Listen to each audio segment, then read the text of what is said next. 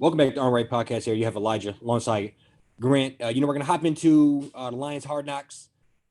First episode was a day or two ago, and we're just kind of get a behind the scenes look at what the Lions are working with, the coaching staff, new additions to the teams, and it's kind of want to throw it over to you for your initial thoughts on top down from the organization to the head coaches. Just what are your general thoughts on? Yeah, no, I think it was cool. I mean, I think before I kind of just really jump in, I think it's just cool to kind of see, Detroit sports has been in the dumpster for so long.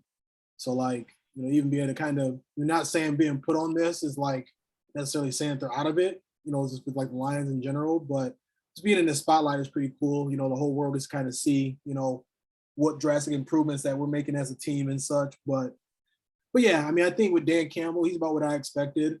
I will say I feel like he's, authentic guy. That is who he is. He's just, little, just an odd guy. But everybody's loving it, eating it up. I mean, I think for me, I need to see results, in order to just kind of be on board with the down ups and everything. A lot of that stuff that they're even doing. I mean, even the hitting, now, granted, I mean, your team was not that great last year. There's probably gonna be a lot of things you're doing out of the ordinary in training camp. But it kind of it is what it is with that. I mean, I'm sure that coaching staff has a plan and means whatever they're trying to do. They definitely, I'm sure they have something figured out. But I'll say I think it's awesome that we have so much experience on our coaching staff as players. Now that doesn't always translate to coaching, having success as a coach. A lot of those guys that have that playing experience, they are pretty, not as experienced in coaching yet. I think some guys maybe have a year or two. Some, they got 3-4 years. So, that's something I kind of thought of. So it's nice to have guys that kind of know how the NFL works and how it is. But, once again, it doesn't always transfer to, on-field success quickly. Coaching the game is a whole different ball game. And then just Hutchinson. Was impressed by him. I'll say he killed a little song there. For what it's worth, number one pick, Trayvon Walker refused to sing. And they dumped a whole bunch of, I think, popcorn in his whip. So I just think I'm kind of biasly jokingly saying this is yeah, that's one of them things where it's you number one pick, you're not really, that's just something that they kind of look at as all right, that's one thing that you're already not saying you're going to do, so I just think even seeing them, obviously that singing the part's kind of beside the point, but seeing the coaches in the block, in the coaching room saying how they think, they really hit on Hutchinson. Like I said, these are NFL guys, so they know what talent looks like. So I might say there's good optimism coming out of the episode overall for me. Yeah, so I would say it was exciting just to see. This is something I never typically watch this week to week. It's been a thing for the last 3-4 years that I've been just binge watching at the end. So this is something that I will look forward to watching every week. It's kind of to see what they'll roll out. I do think to me, it seems like this is a little more cinematic than normal. They're kind of playing into the fact that Dan Campbell's very animated, and they were showing the coaches argue and just odd things. I would say typically they would be on opposite sides of the field. They had them together, standing near each other, kind of like you said before we hopped on. I don't want to say your talking point, but kind of high schoolish. All the coaches standing around, kind of giving their pointers on things and coaching by committee and just I think they're trying to manufacture the toughness, try to manufacture the competitiveness and the I would steal their own word, the grit. They're trying to kind of everything they do is try to manufacture that, whether it's the 40 down ups, which is ridiculous, or whether it is hitting to that degree. I don't think most NFL teams are hitting that frequently. They brought that up themselves. Mm-hmm. Whether it's one of those things where I don't know the statistics behind getting hit more helps you not get injured later. I don't fully know if I agree with that, but I do think I don't agree with that statement. But whether he says hitting a little more gets you a little more aggressive and ready for game time, I do think there's some truth to that. So that's gonna be interesting. Just to hopefully we can avoid injuries. I mean, they showed Hutchinson getting dropped in a would it be a chip or a blind side? They say dropped him. That's $23 million and one whole side of your defensive line right there that could be one play away from going down for several weeks just because you're trying to, I don't know what, teach him a lesson or show him to, keep your head on a swivel. I think that maybe could have been done a different way. And then the coach said he was going to do that a few more times. So I do think they are approaching it differently. And I just don't know if I'll be honest, I don't think it's going to be a good recipe for success. I just, I don't want to be the harper of bad news in general, but I also can't buy into it. I just think it's very amateur like, and it's I think he could be a great asset on a coaching staff, but not the lead guy, not the head guy. Yeah, I agree, man. I mean, I think, and I feel like just like as a Lions fan, I mean, you just can't really like antics just not gonna really like excite me no more. Like I said, I will like it was I can tell that he's an authentic guy. Like, this is who he is, right? You know what I'm saying? But like a lot of that stuff, I mean, winning, all I gotta say is winning cures everything. You can, I think he's saying all the right things. I think he's doing, what's necessary. Just like when he's having like, conversations and such, just like whether it's, like in the team meetings and such, like what we've seen.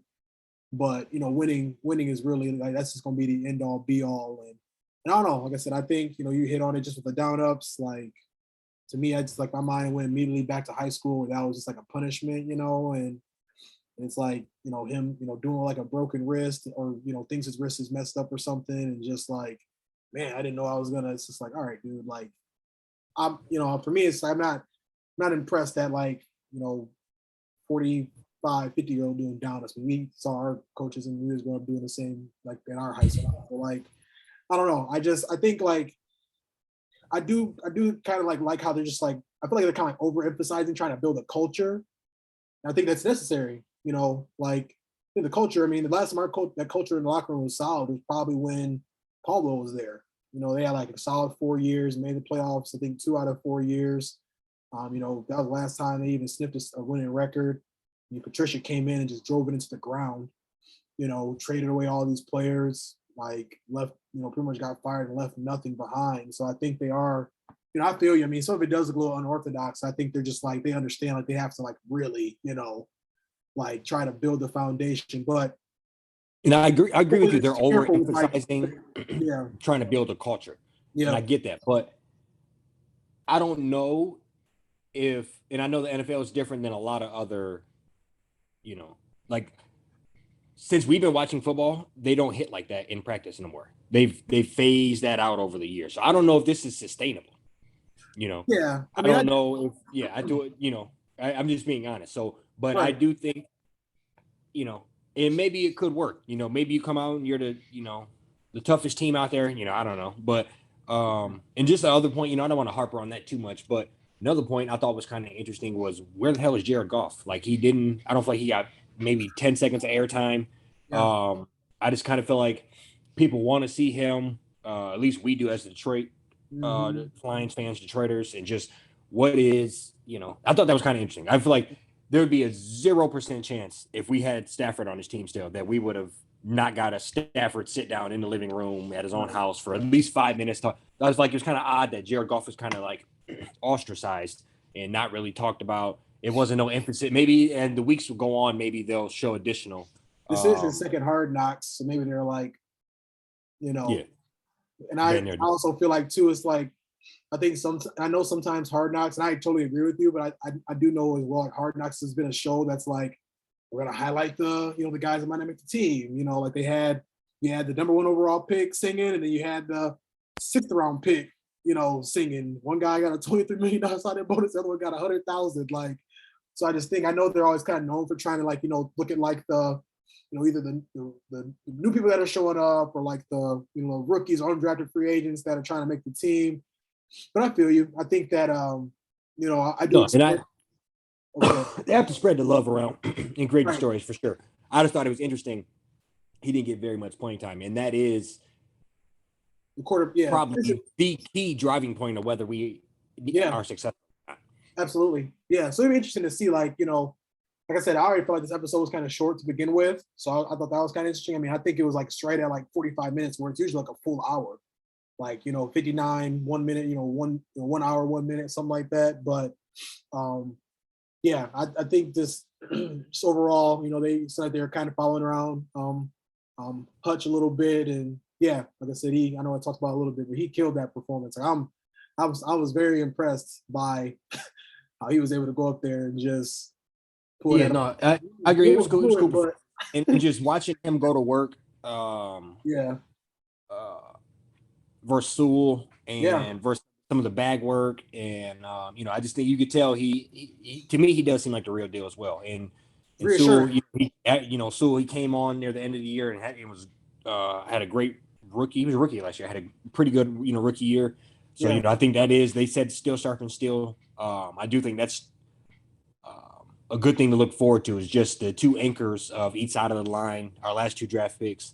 yeah, And hopefully both of them continue to work out to be the real deal. And obviously we got love for Hutch watching them yeah, over the last 4 years or so. But no, it was exciting to see, and just the hometown hero. They kind of hyped that up as well. mm-hmm. Still living. I read an article a couple weeks ago said he was still living at home with his parents. But yeah, they didn't say the house looked like that. They didn't say that. Right. But I'm like, go figure. Yeah, Yeah, he's already in the true. $500,000 house. So, Yeah, but no, I think obviously his dad's a Michigan man as well. Hard work pays off. So I do look forward to what he can do. yeah. And it was even cool just kind of hearing him talk about his recruiting. Like he said he had 13, 14 offers and was just like, I already knew this whole time I was going to Michigan. Yeah. He knew at a very, very early age where he was gonna go to school at. So yeah, I mean, and I just kind of touching on it again too. I mean, like I said, our coaching staff, got a lot of former players on there. They've been around the block a few times, and just hearing them just say we think Hutchinson, we think he's got it, because I say that, and I've heard even just in some of the other shows that I've watched and stuff. I mean, they will say that players usually be they'll know if a player has it or not after 3 or 4 practices.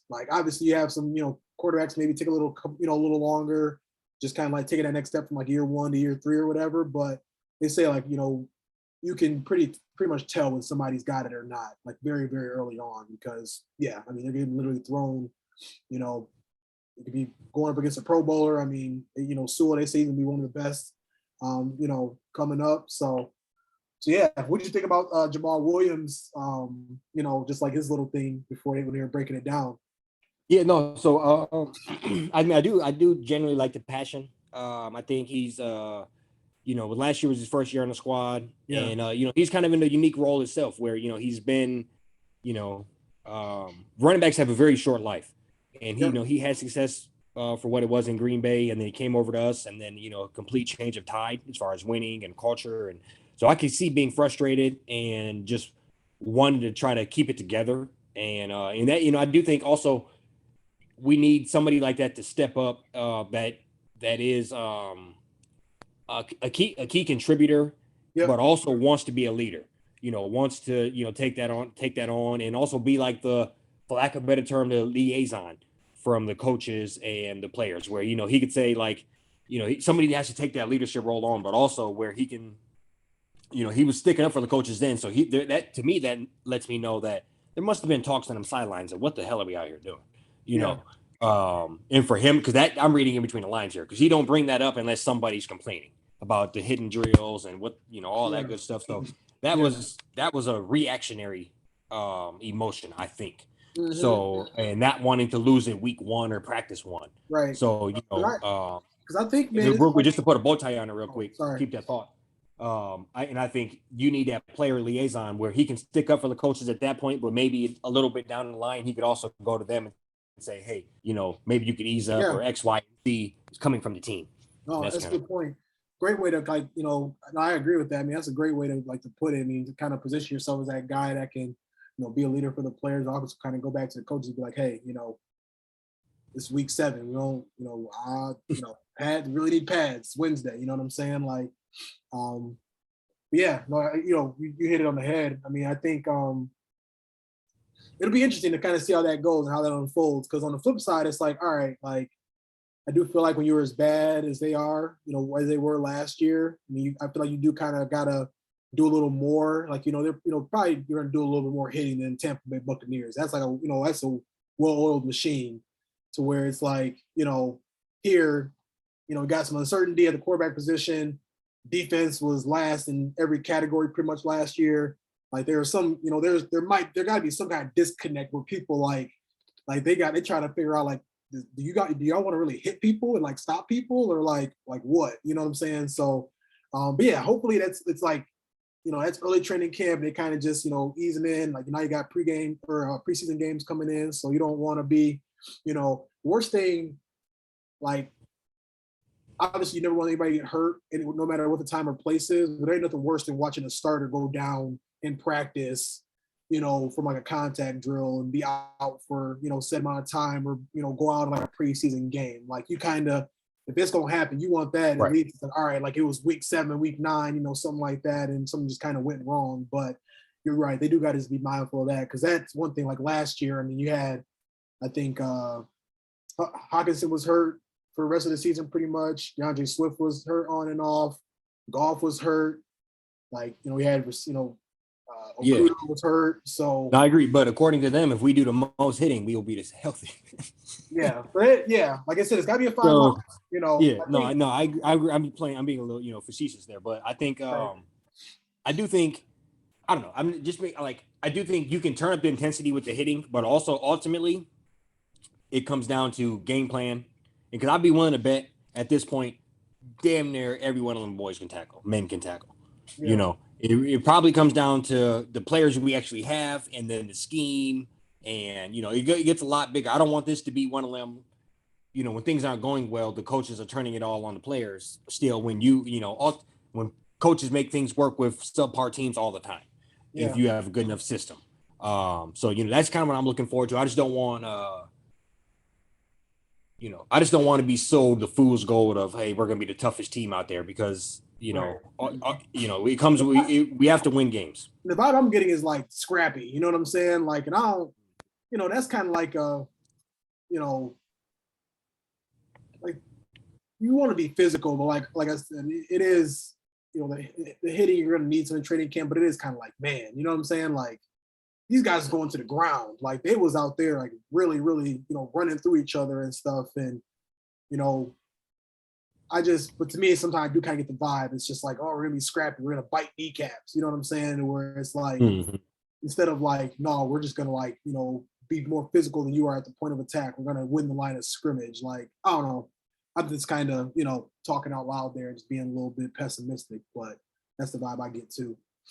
Yeah, no. So, I mean, moving forward, is there anything in particular you kind of you would like to see highlighted, or, them spend some time with a certain player or coach, or, kind of anything along those lines? Well, next week I want a full hour. First of all, like whenever Detroit sports is involved, never know what the product gonna really look like. But I think I definitely want to see more. Probably seen enough of Hutchinson. I mean, that's but I think I probably want to see more just like, Swift. I mean, I'd like to just see, some of the people on defense. And I think they just got like, or even just like DJ Shark, like, some new people that, just showed up. I'd like to just kind of like, we don't know them at all. Yeah, just kind of like, I want to hear somebody that wasn't there last year. And I want to just hear like how they feel about things so far since like being there. And just like, because I do think, I feel like they are like the coach is moving in the right direction, but it was also in the dumpster. So like, it ain't really nowhere but up from here. So, I just think anybody that like you just not going to already kind of hear about, you know what I mean? Like, I think it'd be cool to just kind of be able to, like, we know they're gonna look at like the late round guys. They're gonna be looking at like undrafted free agents, like I said earlier. They're gonna get, some good run here and there. But I do hope it's like some people on our team, kind of like, Amon St. Brown, kind of like unsung hero. You know what I'm saying? Yeah, I think it'd be good to kind of be able to see more of them. Yeah, no. So St. Brown was top of my list. I think he, something like this. He had a very, very, very solid rookie year. Going to be number 1 this year. The entire year. So I kind of see him coming to his own, and also this could kind of be how he can make a little star for himself, name for himself, where you're on HBO with, I don't know, 30 million people watching you. So I think this would be so exciting time for him. Jameis Williams. I know he's injured. Probably won't see him, but you can spend some time with him, see him doing some rehab. See what that timeline looks like, where his head is. He's wearing number 9. I don't know how I feel about that. supposed to leave that number in case he come back for us a couple of years. Or because we were supposed to retire that shit. Yeah, I don't know if he's done enough to do that, but I think they should. I mean, I do feel like he was probably like second or third best player in Lions history all time. I think that's interesting. I didn't know he was wearing 9, but no, I thought I seen him saying he was wearing some shit. I mean, anyway, I thought I seen. Yeah. Oh, I thought I see him wearing like 18 or something like that. Yeah, because he was like because Randy Moss and T.O. or something. Yeah. Yeah. Either way, I wouldn't mind seeing just some rehab or where his mindset is, and to be quite honest, this is a whole separate point, but he didn't seem all that happy to be drafted him. I felt like he was kind of mopey to certain. I think he was mad because he went after Olave and Wilson, and if he didn't get hurt, he knew that wasn't going to be the case. Because they asked him at the interviewed him, he was like, "You ain't gonna speak on that right now." That's what he told the lady. That's right. And he did just like kind of like jump in the crowd. A whole bunch of Lions fans started jumping with him and dancing with him. Like you said, no. In general, I meant like I can show you these pictures. I can send them later, but it's him and Hutch. Hutch is the biggest smile in the world with his jersey, and he's just like, yeah. He probably. But no, in general, I wouldn't mind. Maybe. Like I brought up Goff earlier, but I also think side point of all of this, I do think they're going to kind of treat Dan Cambell as like a player where he's going to be a focal point. Yeah. I'm sure we're going to see them dogs that supposedly tripped them. I'm sure we're going to see, they're going to, kind of, he's part of our brand. He's part of the reason why we got this Hard Knocks in the first place. And I just hope at the end of the day, we're not becoming we're not being on here because being mocked, more or less. I think they, in general, like you said, it was possibly shorter. He's on there just trying to make like a kind of like a meathead, for lack of a better term, And I just hope we're not in here for the wrong reasons or being, everybody's rooting for us, kind of, to watch the freight train crash. And that's kind of, I don't know. I kind of feel that way right now. And I hope I'm completely sold and, we come out off the gates hot, but I just really I'm even trying not to be as pessimistic. I'm trying hard to not sound pessimistic. It's just, I think in general, I think this could get out of hand. You could lose the team hitting like this and not winning games. When it cures all, man. No, I feel you. I mean, like I said, it's taking a lot for me to just be like, to not just kind of laugh and dismiss like the, the little, the down ups and the tackling like that. I mean, that was kind of nuts. We're playing a gravel pit. What did he say? Yeah, like asphalt. Yeah, three assholes in the toenail. Fighting people in hell. Yeah, all that. I mean, that, like I said, it's all cool, but until Jalen Hurts. I think I don't want to just. I want to give them the credit. I want to plagiarize, but I think Pat McAfee and them said it best. Like, it is what people think an NFL coach would sound like. Whatever. That's what I'm saying. It's all like theatrical almost. It's like, and it's kind of crazy. And I think this type of stuff only works if you win. Right. And I don't know. I think we got the Commanders out the gate. So Eagles. Oh shit, we're definitely a lot. So starting out 0-1. And I think the only coach that's able to like go off, like be talking all crazy like this and get away with it is Tomlin, because he literally has not had a losing season since like he got there. So like, yeah. But yeah, I don't know. I bet you know. One thing that came to my mind while watching it yesterday, I couldn't stop thinking about it. As soon as I like turned on, I'm like, man, how great would it be if we paid Megatron and he was out here coaching receivers? Yeah. I've heard him say in 2 different interviews in the last 6 months that he would be like that's something he would definitely enjoy. He still lives in Detroit. He's doing his own thing, entrepreneurial stuff. It just that'd be sweet. Who we got now? I think it was Antoine Randall. Yeah. He great player. I agree. Top 5. We got a top 5 Hall of Famer that's literally probably like what, maybe a half hour away. Just like, I mean, for some odd reason, we let $1 million just kind of hold. I mean, I feel like personally hold back like success that this city craves and deserves. So and tarnish tarnish like a relationship, and and that's just a bad look for like like a top 5 player of your franchise of all time. That's a very bad look, right? And you're gonna want him to stand by you as the years go along. When he's when them Hall Hall of Fame jackets coming to speeches, and he's on all that shit. You don't want him to turn around and look bad upon you. Yeah. Similar. It reminds me, a whole different thing, but it reminds me of the Chris Webber Michigan deal, where you just gotta sit down and figure the shit out because it's the best for both parties. Yeah. No, that's a fact. I mean, I think I think it's something I just think that's one, like, if you want to really turn this culture around and like really have like the city behind you. I mean, change fans like you and me from just being so pessimistic. I mean, but it's just been one of them things where like they don't even do like the most simple things correctly. So you would hope that so I got a strong sense of optimism just from how the drafting went, just how everything's been kind of unfolding. But I still just think the product. I think we're still far away from even being a competitive product on the field, and I think that hopefully we can start to. We've been making some changes here and there. Hopefully we start to make more in specific areas to just start to gain more momentum in the right direction. Right. Yeah, I mean, hopefully the building blocks. I think we have some of the building blocks for the players. I will give them credit on that. Yeah. I don't think I'm quick to. I would still say we should have probably never traded up to get rid of all those picks and all that stuff. But I mean, I will say I do think we got a solid player. I agree. But I will say we do seem to be making some steps in the right direction.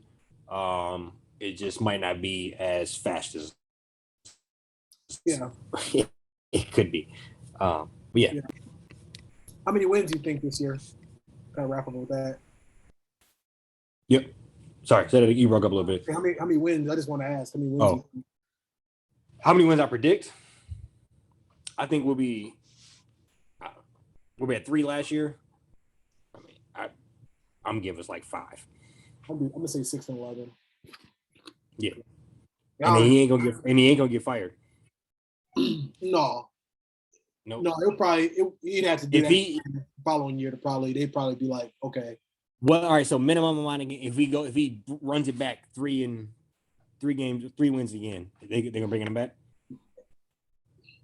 They shouldn't. I would say you gotta almost like not double. You gotta basically damn near double. At least, you gotta 80% change and shift and win totals from the previous year. Yeah, something like that. I think I might be a little off my math there, but that's a good reason. If you double it, it'd be 100%. Yeah. Yeah. But no, I agree with you. Somewhere in that ballpark. I don't think it's acceptable still, because remember they told us that 9-7 is the goal. Right. So it's still not acceptable. So thus he should be let go according to their own standards. But I think if you do that, I guess we can argue that, hey, next time around we will be 9-7 if we're heading in that direction. Right. But it's a long battle. I just lots of questions this year. Outside of the coach, what's Goff going to do? Is he the guy going forward? Is he going to fall on his face? Is he going to it's a lot of question marks here that I don't know. And if knock on wood, I don't know which injuries on anybody, but if Goff goes down, we seen.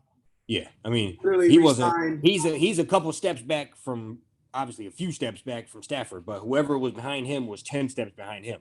So it was bad. The guy Tim Doyle, he had the worst QB in like NFL history. Yeah, that's our guy. He wasn't even doing like the correct thing right. Like he was just like, Anyways. Yeah. So we rolling out with Doyle.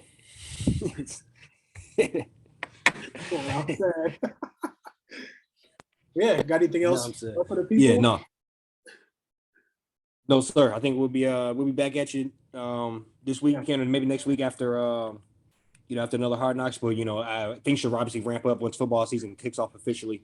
Yep. But no, that's all I have. All right. Till next time, people. Peace.